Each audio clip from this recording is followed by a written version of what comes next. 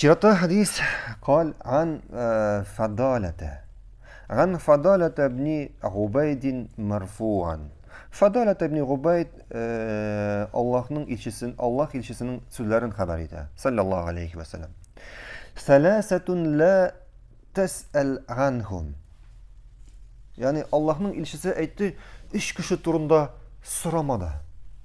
Üç kişi turunda sıramada, yani bu sözlerin manası, bu kişilerin günahları şunun kadar zor, şunun kadar eşeki, bular turunda sıramağızdan.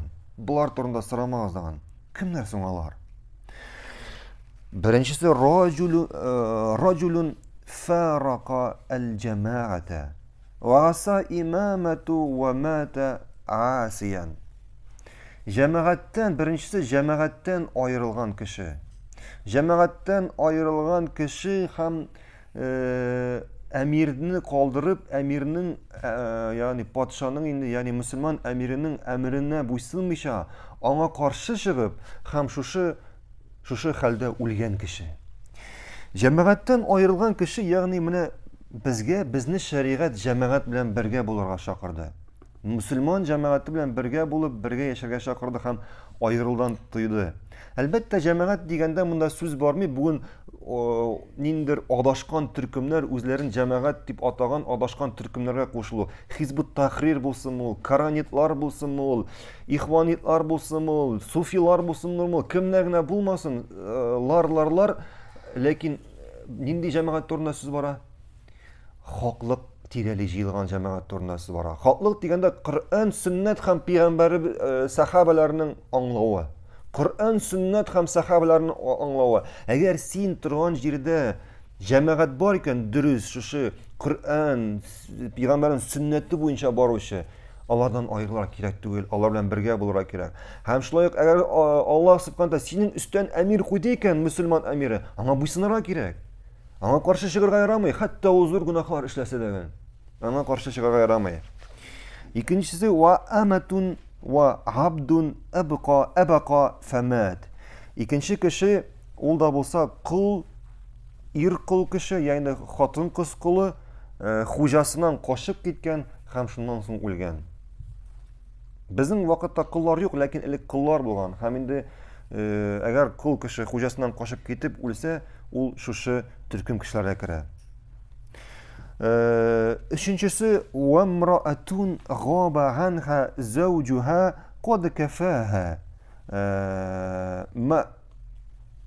مَؤُونَةَ الدُّنْيَا فَتَبَرَّجَتْ بَعْدَهُ فَلَا تُسْأَلْ عَنْهُمْ. Hem de üçüncü türküm kişi ması hatın kız. Kiyevde bulgan hatın kız eğer ana iri aşarına tururuna gerekli nerseler kaldırıp bırakaya sefere gidip barsa, yani iş bilen bulsun ol, başka nerseler. Hem şundan sonra bu hatın iyinden çıkayken uzun bizep, matur kiyinip başka irler ana göz kararlılık ettirip, şunday hatın turnası bara. Hem şulay galimlerimiz ayta, gümümen iyinden bir gereksizge iyinden çıkan hatın kız turunda siz bara. Mesela ana iri kişi kaldırdı ana aşarına hem başkasına o şundan soň iyinden çıka. Nindir irler bilen söyleşe, bazarga bara, gerekmez bir sebepsiz irler bilen şulay engemege kire. Şunday hatın kız turunda söz bara. Hem şu iş türküm turunda Peygamberimiz sallallahu aleyhi ve sellem aytdı, sıramağızda dedi. Sıramağızda dedi. Şundan sonra Peygamberimiz devam etti. وَسَلَاسَةٌ لَا تَسْأَلْ عَنْكُمْ. Şulayık bu üç kişi turunda da sıramağız. Birincisi رَجُلٌ نَازَغَ اللّٰهُ غَزَّ وَجَلْ رِدَاءَهُ فَإِنَّ رِدَاءَهُ الْكِبْرِيَا. Bu video çıkarıcı bir anda. İşini yok koyayım. Birincisi nige? Tiginde kırtıp koy, tiginde. Hem işini yok koy. Peygamberimiz sallallahu aleyhi ve sellem aytdı, üç kişi turunda sıramağızda dedi. Birincisi Allah'ın üskü kiyimin giyirge tilegen kişi. Allah'ın üskü kiyimi ol tekebirlik. Allah'ın üskü kiyimi ol tekebirlik. Yani uzun tekebirlik sıfatı bilen Yani tekabberlik sıfatın özüne alırga tilegen kişi turunda etti Peygamberimiz sallallahu aleyhi ve sellem. Tekabberlik ul Allah'ın sıfatı. Tekabberlik ul Allah'ın sıfatı. Hem şeriatte bizge tekabbür bulurga tıyılgan. Kim tekabberlik sıfatın özüne alayken, demek Peygamberimiz sallallahu aleyhi ve sellem etti, bular turunda bu kişiden sıramağızlar dedi. Şulay ikinci hadiste Peygamberimiz sallallahu aleyhi ve sellem etti, eğer kimin de olsa yüreğinde, kulunda bürtük hatli olsa tekabberlik varken bu kişi cennetke kirmeyecek. Bu kişi cennetke kirmeyecek. Hem şulay etti, فَاِنَّ رِدَاهُ الْكِبْرِيَا. Hem şulay Allah'ın askı kimin izar, hem rida. İzarın saldırga tilegen kişi. İzar ol Allah'ın büyüklüğü dedi. Yani şulay büyük bulup yerge yaramay. Özünü başkalardan büyük itip koyup yerge yaramay. Büyüklük ol Allah'ın sıfatı. Küp mü büyüklensen de sen tağlardan büyük bulamıyorsun. Sen bari tek Allah'ın mahluku. Bir nokta. Eğer de Allah subhanahu teala irtege seni tübensizlerge tilese, seni bir kişide kutkarıp kala almıyor. Şuna göre tekabirlenirge hem büyüklenirge yaramay. Ve şulayık Peygamberimiz sallallahu aleyhi ve sellem devam etti. Ve raculun şekke fi emrillah.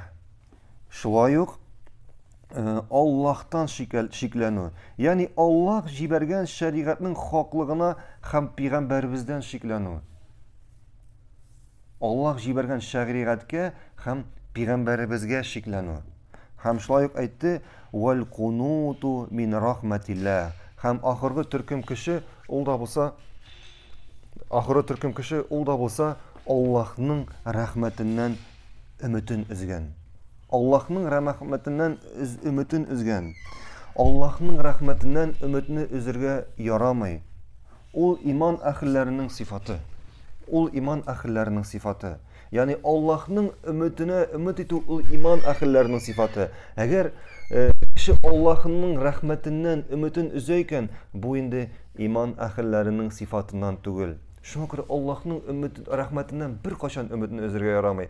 Allah subhanahu teala özünün kulların, özünün mahlukların bir kaçan kaldırmay. Allah subhanahu teala rahim şefkat iyesi.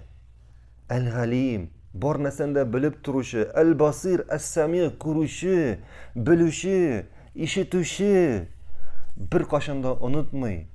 Her bir özünün mahlukun bilip dura, dualarımızı işitip dura, dualarımıza hiç şeksiz cevap verecek.